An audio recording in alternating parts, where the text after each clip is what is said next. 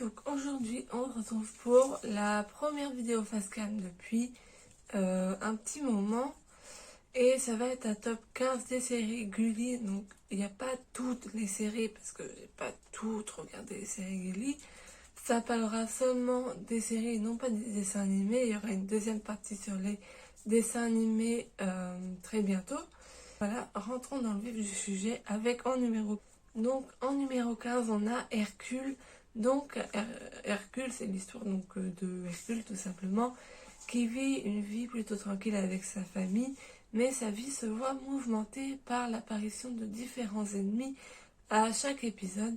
Donc si je l'ai mis en numéro 15, c'est parce que j'ai dû regarder la série que 2 ou 3 fois, et puis voilà, les effets spéciaux, hein, c'est des effets spéciaux des années 90, c'est pas ouf et ouais, je n'étais pas une grosse fan.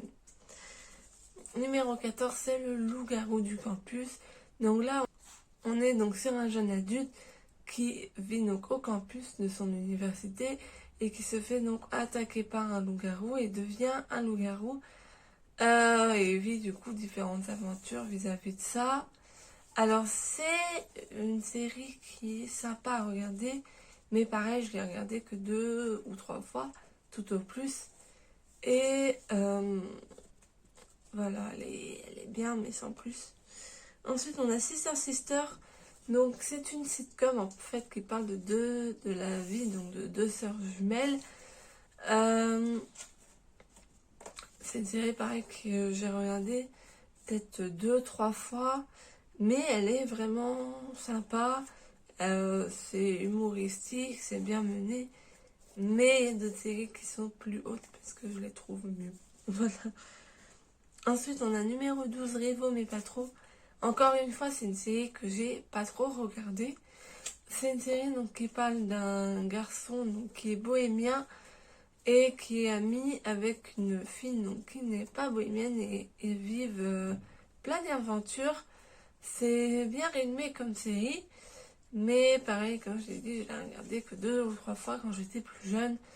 Donc, c'est pas une série que je porte véritablement dans mon cœur. Numéro 11, c'est La vie rêvée d'Erika Strange. Donc cette série, pareil, je ne l'ai pas regardée souvent, mais je la préfère à celles qui sont plus en bas. Je la trouvais vraiment sympa, mais elle n'a pas été diffusée longtemps sur Gulli, je crois. Alors c'est une série qui raconte l'histoire d'une jeune trentenaire, donc Erika Strange, qui pense que sa vie est un désastre à cause des mauvaises décisions qu'elle a faites. Donc chaque épisode nous renvoie dans un moment particulier de sa vie et on la voit essayer de changer le cours des choses, mais bien sûr on peut pas changer le passé, donc du coup à chaque fois ça foire quoi. Numéro 10, c'est l'Institut. Je sais que ça peut paraître étonnant parce que beaucoup de personnes n'aiment pas cette série, mais moi c'est un peu comme Famille d'accueil, j'aime bien cette série. Donc c'est l'histoire d'un institut qui est remplaçant et qui du coup arrive dans une nouvelle école à chaque fois et s'occupe d'un élève en particulier à chaque épisode. Et personnellement ça peut paraître bizarre, mais je préfère cette série aux autres. Numéro 9, c'est Dream.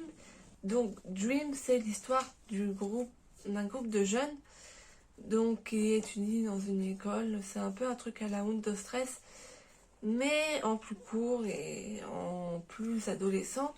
Il y a Christopher Lloyd qui joue dans cette série, donc connu pour son rôle de Doc dans Retour vers le futur. Et voilà, c'est plutôt sympa. Comme je sais que je me répète beaucoup, hein, je suis désolée, mais je dis ce que je pense tout simplement. Ensuite, on a Lois et Clark, les nouvelles aventures de Superman. Donc, comme vous l'aurez compris, ça parle de Superman. C'est une série des années 90 où, contrairement à Smallville, nous montre la vie d'adulte de Clark Kent et ses différentes aventures. Voilà. Je sais pas trop quoi dire, c'est tout simplement ça. Donc, j'ai regardé beaucoup cette série quand j'étais plus jeune. J'aime bien cette série. Voilà. En numéro 7, on a Mr Bean. Donc, c'est pour moi un classique dans les sitcoms, séries humoristiques.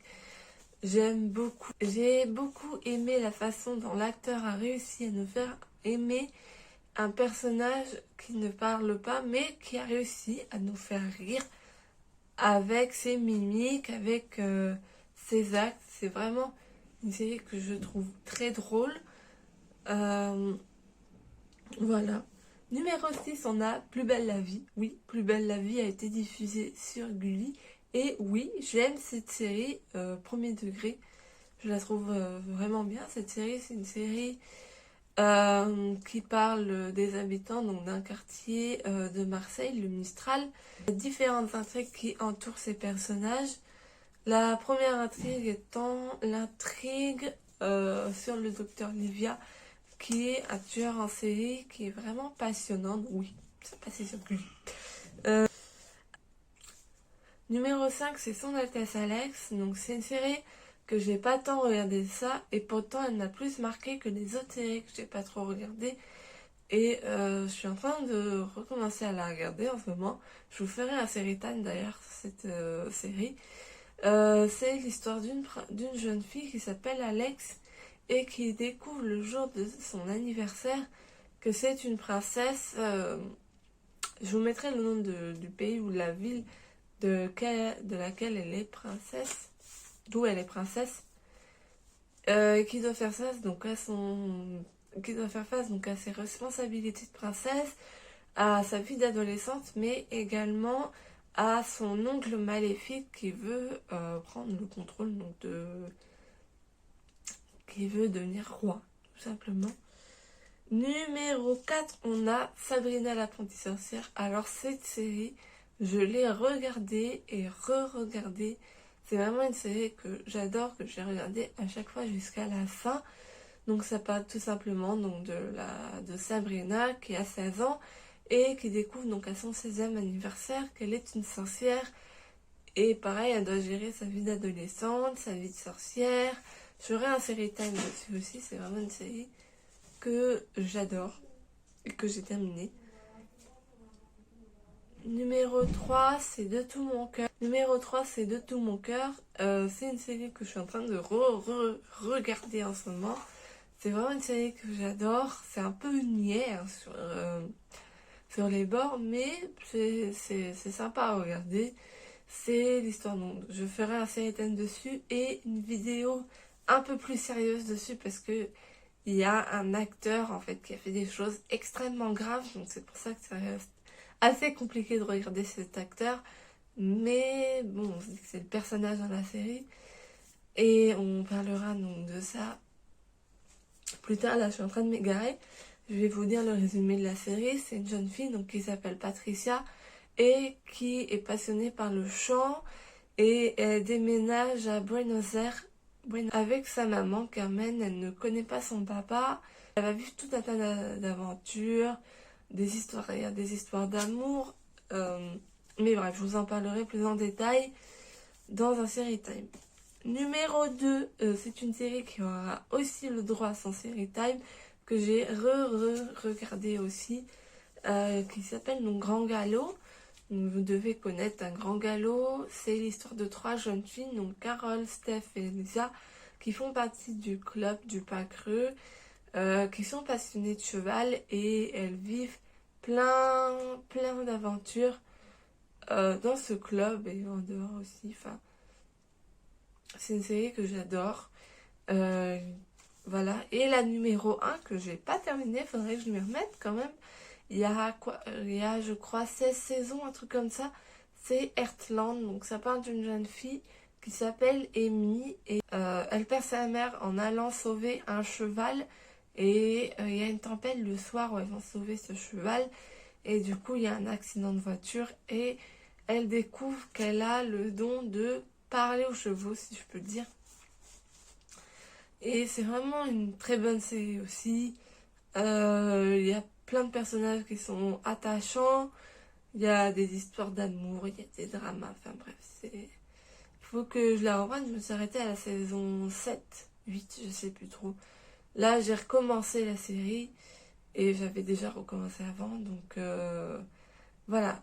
C'est tout pour ce top, j'espère qu'il vous aura plu. Si c'est le cas, n'hésitez pas à liker, à commenter, à partager. N'hésitez pas non plus à faire votre petit top personnel, ça m'intéresserait de savoir, à me dire ce que vous pensez de mon top, si vous... voilà. Je prends toutes les critiques, qu'elles soient négatives ou positives, tant qu'elles sont faites dans la bienveillance. Et c'est tout ce que j'avais à dire. À bientôt pour la partie 2 qui parlera des dessins animés. Bisous!